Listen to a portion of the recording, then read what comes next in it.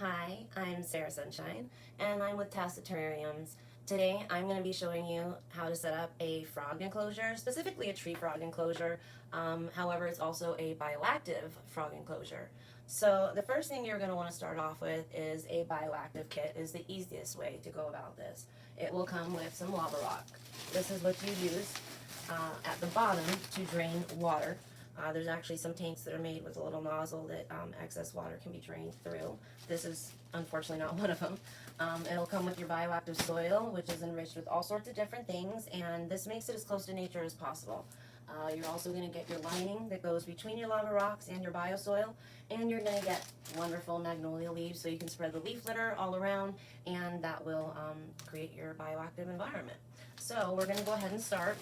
We'll start with the lava rocks. Now, this particular tank, I got a white tree frog. I have two different types of tree frogs. I have the American green tree frogs, and I recently acquired a dumpy, or also known as a white tree frog, which is an Australian green tree frog.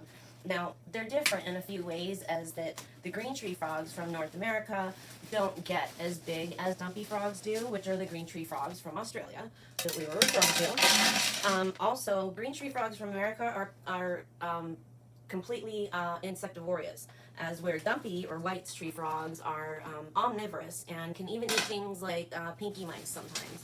But they will literally, they are very opportunistic, and they will take whatever chance they can get to fill their guts. They are pigulets. I acquired mine, which he was about thumb size, literally, no joke, as you can see right up here. And as you will see a little later in the video, in 5 weeks, he has grown to be. It's absolutely, I can't believe it. It's really unreal to me, but I guarantee you it is true. So you're just going to want to, I'm trying to create as little noise as possible. You're just going to want to put a nice layer of lava rocks on the very first layer in your terrarium. Now, depending on the size of your terrarium is how much, if you get a kit of this size, would be like how much you would want to use. Because this is not the tank that this kit was intended to fill, I'm not going to use all of the contents. So then I'll have some left over to create another terrarium. Now, something that we do here at Terrariums as well is we build custom tanks, and we also sell isopods and springtails, which are the last component of having a bioactive terrarium, and we will get into that here in a little bit. So now it looks like, well, I think I should put a little bit more right there. Maybe a little bit more in the middle. But that looks like a pretty good layer, I would say. A little bit more in the corner. I always tend to second guess myself when I'm doing my terrariums to make sure that I put the right amount of everything. Now, I'm going to have to cut this down to size, most likely, because as well it was not made for a tank of this size. And yes, I am absolutely correct. It needs to be cut down, so I'm going to have to measure it. Probably the easiest way to do that maybe would be make a little snip in the side, if you can get the side. Crease it where you want to snip it is what it looks like the easiest way to do this is going to be. So you know that you want to cut it all the way down to the end right there, which actually is a fold. It looks like I probably created it though.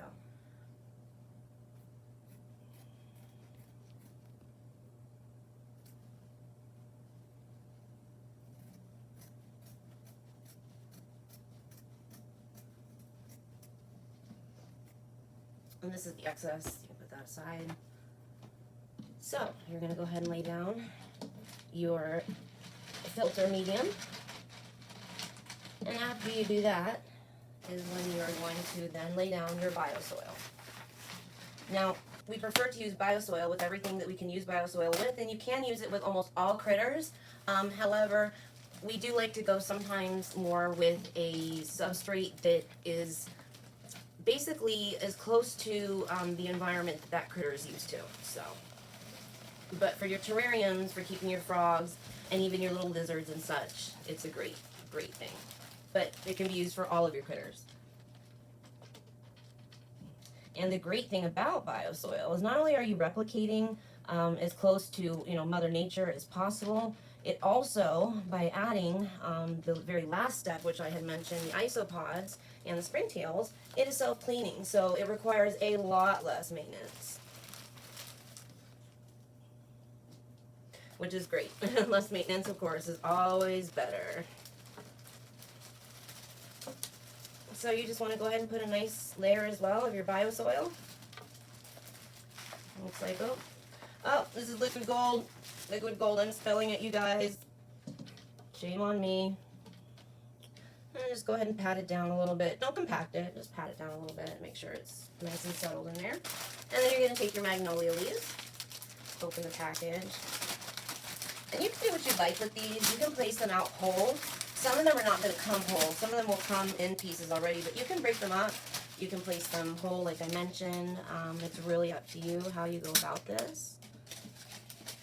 And the leaf litter is one of the main foods for the isopods and springtails.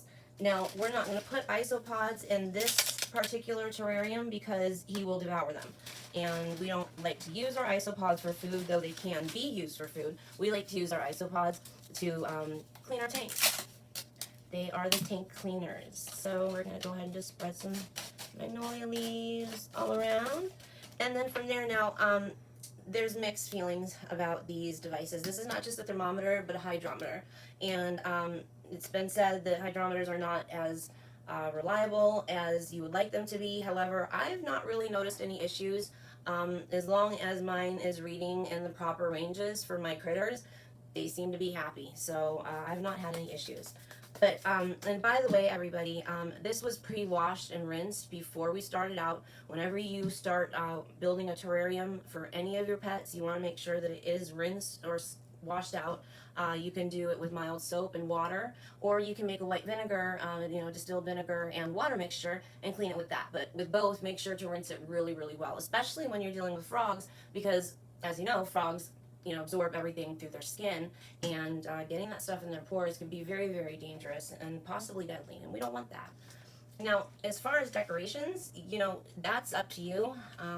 I don't recommend, I make sure that I find decorations that are not sharp, so they're not going to hurt my pet. This is a mossy vine, and I'm just going to stick it to the back here. So he's got a big old vine. Oh, if I can stick it to the back. That one sticks. This one not so much. Maybe if I let it down a little. Now, something that we have used to help us in securing this is what are used actually to feed crested geckos, or put their little food cups in, and also their water cups. However, we've had great success. You can see it right here. Oh, it just popped off. Great success we've had. No, we've actually had great success with using these to manipulate vines and such in our terrariums. You can find them for $2 at your local pet store, chain pet store. I chose this for him. I love it because it's like a cherry blossom tree. So I'm going to put this in here. I actually had, where did I put it? I guess I put it away. Oh, can you hand me that, Boobot? Right by your foot? So let's take a vote. Who says I should do this?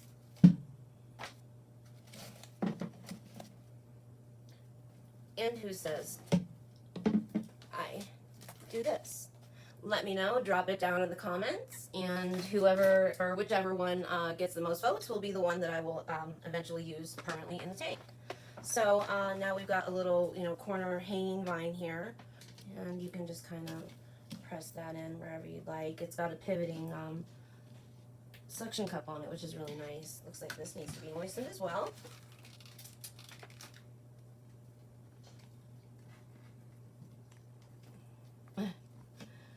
It doesn't like me, guys. Really? Come on. Please? Be nice.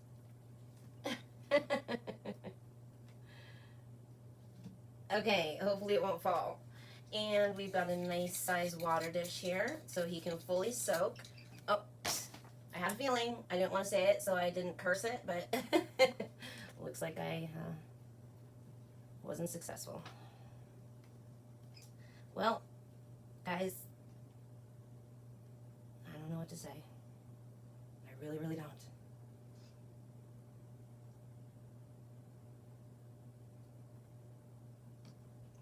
Stay. I have a feeling it's going to fall again, but you guys get the idea. You want to choose a water dish that's big enough for your pet, like especially if you're dealing with frogs, because they love to soak in their pools. Of course, I know it. It's all right. They love to soak in their pools, so you want to make sure that you get a water dish that is big enough for them all to put their little booties in. And the water that I'm pouring into the dish, oops, I splashed. The water that I'm pouring into the dish is Reptisafe water. And what Reptisafe water is it's treated with a chemical called Reptisafe. You can find it at all your local pet stores. And what it does is dechlorinates and takes the metals and such out of the water, so it's safe for your critters. The only other water that you want to use is either spring water or distilled water. However, when using distilled water, keep in mind you still have to use either water treated with Reptisafe or spring water for some things, because distilled water has everything taken out of it. Therefore, the frogs are getting no nutrition from the water. And let's see. So, one of the last things is the isopod and springtails that I was talking about. Well, maybe I should talk about lighting first. We'll talk about lighting. So, this is for a white tree frog, as mentioned. He's gotten too big, way too big. Wait till you guys see him. This is a 50-watt basking bulb. You don't need actually any sort of heat source or UVA or UVB for white tree frogs. However, I find my frogs love the heat. They love to sit underneath it, and if you can make your animal happy and create like as close to nature as possible, why wouldn't you? So I'm going to be putting a 50 watt on top of his tank to see how he does with that. If it gets too hot, then I'll change it out to a 25 watt. Now, truly last step, putting spring pods in there. And these spring pods are going to colonize in the tank, and they're going to eat all of the detritus. And what detritus is all of the poopies and all of the the leaf litter that is dying, and all that yucky stuff, all the stuff that would fall to the bottom, and be in the ground outside. So.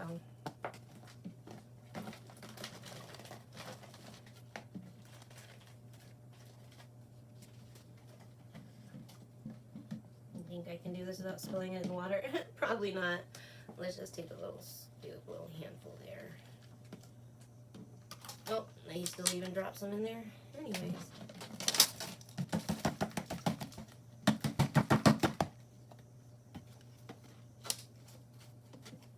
Alright, now I've got that all nice and covered with isopods. And that's lava rock mixed with some soil. And I believe it's also bioactive soil. But these spring pods have all come from other colonies. I think I mentioned we sell spring pods and isopods and springtails. And I think I got dirt on my face. Now, for the last part, and what I think is the funnest part, is to add your critter. And let's go do that. Ready. Now, as promised earlier in the video, here is that teeny little frog. And I kid you not, this is 5 weeks later. And he's getting a little too big to be in the other terrarium. I don't want him to explode in the next few days and eat one of the other frogs. So it's time for his own home. And here he goes. And this is Emerald. Say hi, Emerald. Hi, Emerald.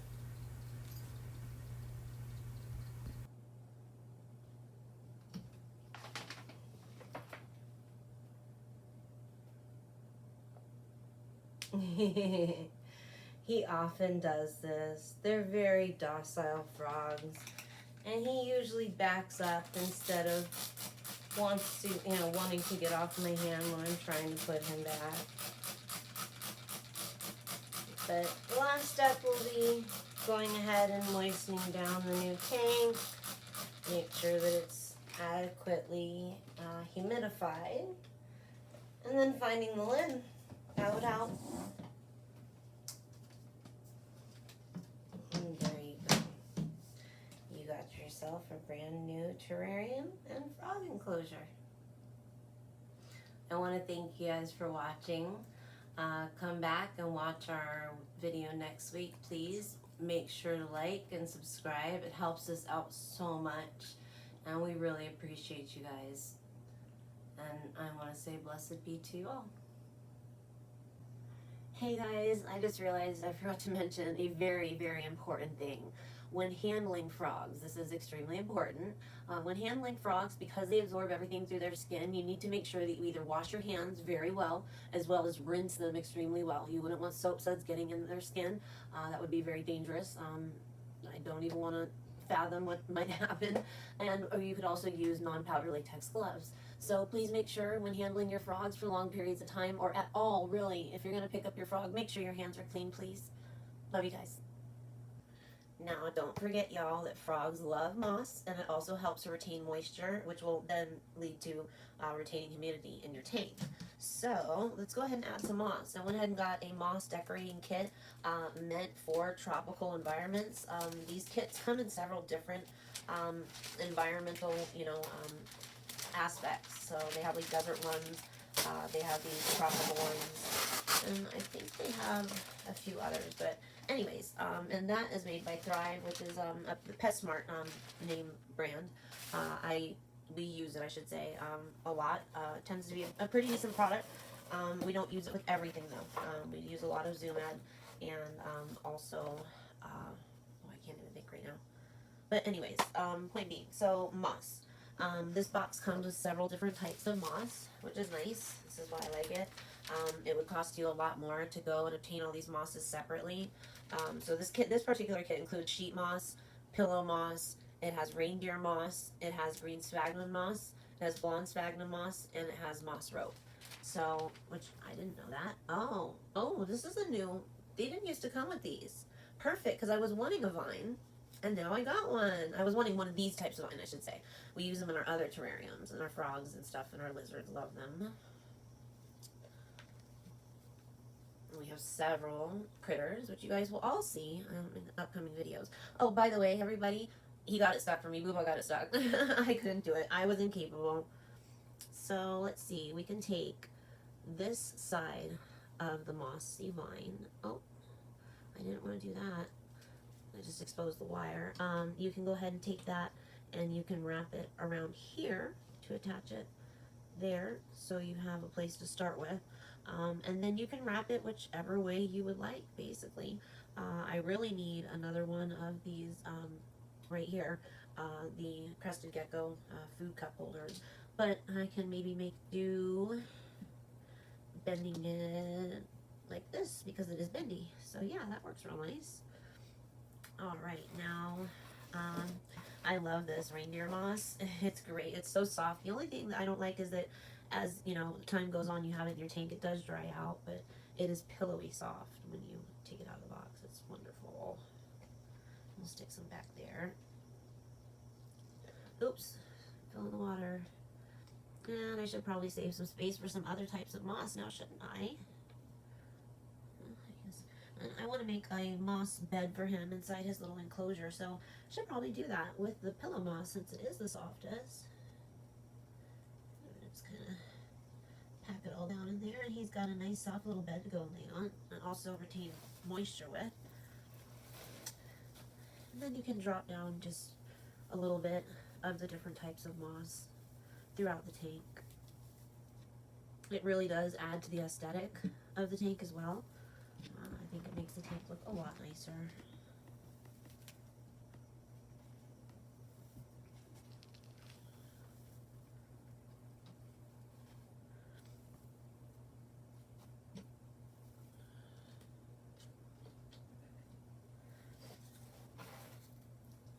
A lot of these are similar in color, but they're not similar in texture by far.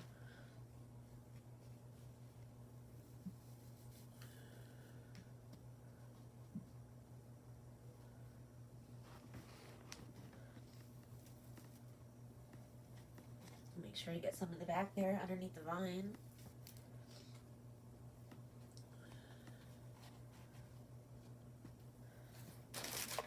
And here's some of this sphagnum moss, which adds a real nice contrast in color between the mosses because, of course, like as mentioned before, most of these mosses look very similar.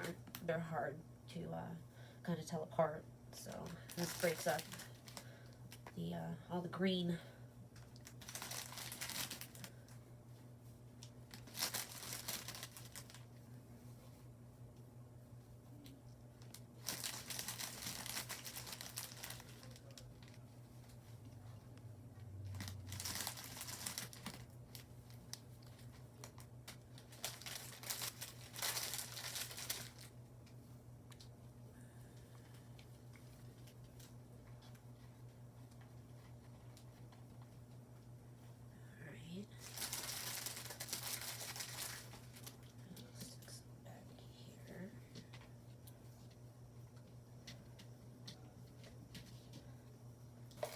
Some of this moss. There's a spot back here for it. And that looks pretty well mossed out to me. Maybe put it a little bit right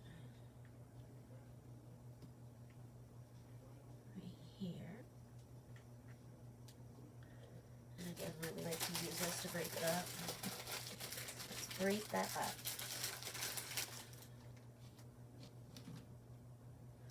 Much of it left, that was about it. But anyways, we can take some from over here where there's a lot, and we can just break that up a little bit.